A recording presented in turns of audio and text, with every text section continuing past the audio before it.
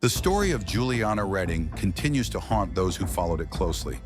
Though years have passed, the hope for true justice still feels painfully out of reach. Like many young dreamers who moved to Los Angeles seeking fame and success, Juliana's journey began with optimism and ambition.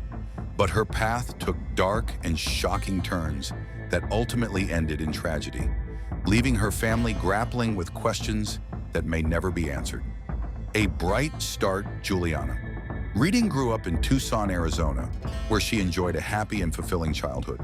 She attended Sal Point Catholic High School, a place where her creativity and kindness stood out. After graduating, she set her sights on California. She wanted to model, maybe act, and one day open her own boutique, a goal she often discussed with her parents, Patricia and Greg. Despite moving to Los Angeles in 2005, Juliana stayed very close to her family. She called her parents almost every day, texting them updates about auditions, work, and her plans. By 2008, she was living alone in a cozy Santa Monica bungalow, attending Santa Monica College, and working as a waitress while pursuing modeling and acting. She was only 21, independent, and by all accounts, content with life. But everything changed on March 16, 2008. The day everything fell apart. That morning, Juliana's mother, Patricia, noticed something unusual. Her daughter wasn't answering her calls. The day before, Juliana had played a round of golf, come home, and spent the night watching Seinfeld reruns. It all seemed perfectly ordinary. But when Patricia received a call from Juliana's neighbors the next evening, her heart sank. The neighbors said they hadn't seen Juliana all day. Her car was still in the driveway. Her dog was barking inside, but the house was silent. Concern turned to panic as Patricia's repeated calls went unanswered. By 6 p.m., she knew something was wrong and contacted police, requesting a welfare check. When officers arrived, nothing appeared out of place from the outside. But once they entered, they were met with an overwhelming smell of gas. A candle burned near the entrance, and the stove burners were turned on, but not lit. The house, filled with natural gas, was seconds away from exploding.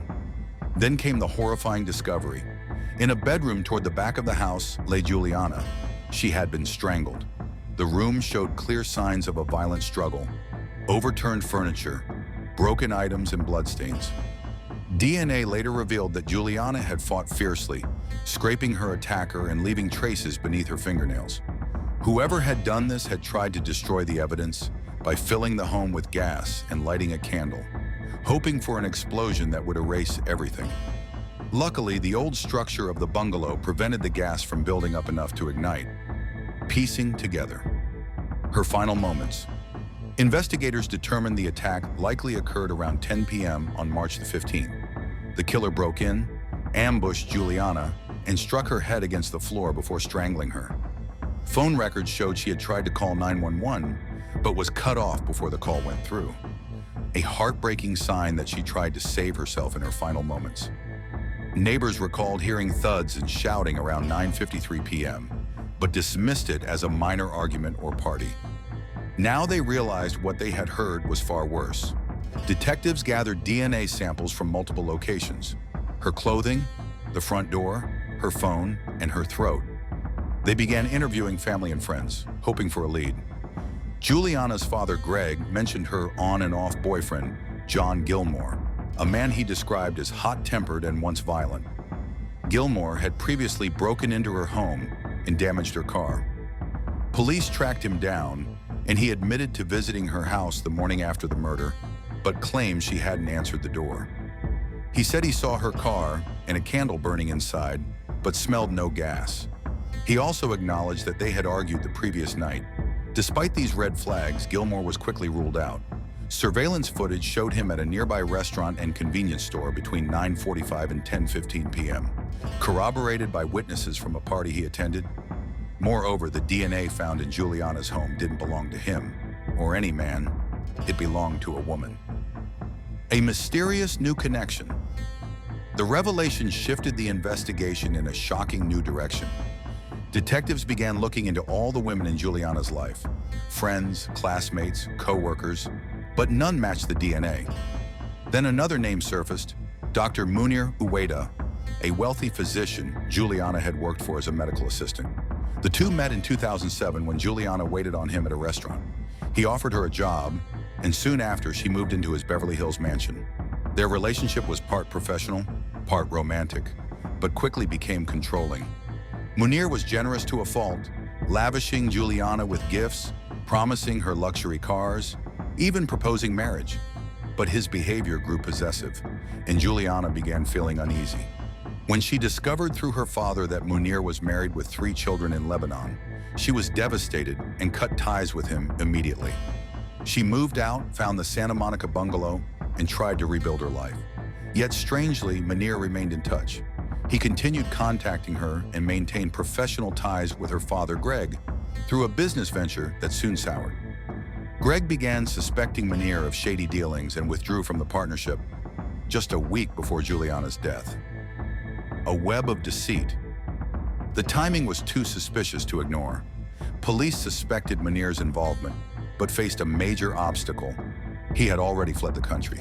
His DNA wasn't found at the scene, but investigators believed he may have orchestrated the attack. They turned their attention to the mysterious woman whose DNA was present, Kelly Sue Pack, a 47-year-old former associate of Munir's. Within 18 months, Munir had transferred over $1 million to Pack. She was known to have helped manage his business interests and was rumored to intimidate people who crossed him. Detectives discreetly collected her DNA from a discarded cigarette, and it matched the DNA found in Juliana's home. Pack was arrested and charged with murder, but Munir had vanished, reportedly fleeing to Lebanon, which has no extradition treaty with the U.S. The motive in the trial detectives theorized that Munir had hired Pack to confront or intimidate Juliana, possibly as revenge for their breakup, or to pressure her father into reviving their failed business deal. When Juliana resisted, the confrontation escalated into murder. According to court documents, Munir allegedly offered Pack a 6-figure payment for the job. Witnesses described her as tall, intimidating, and commanding, someone who easily fit the role of an enforcer. The prosecution presented strong physical evidence.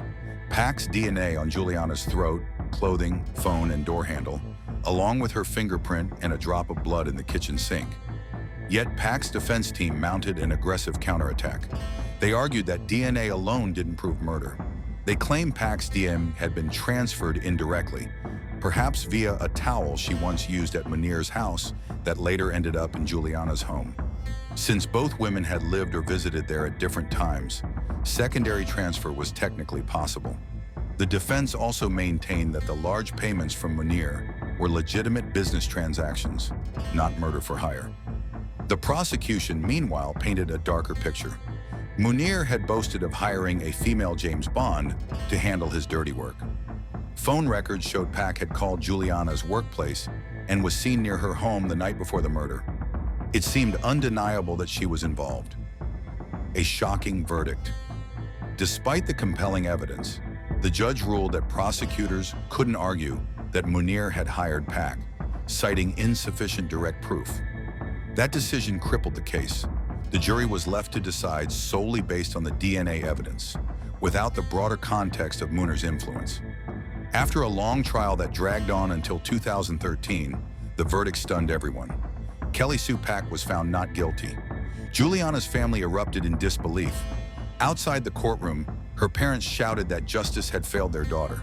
With Munir safe in Lebanon and Pack acquitted, no one would ever be held accountable. The aftermath. In the years that followed, Juliana's family struggled to move on. Patricia, her mother, turned to painting in her daughter's old room, saying it helped her feel connected to Juliana. She described it as both therapy and a way to channel her grief into something meaningful. She and Greg remain haunted by the thought that both suspects walked free.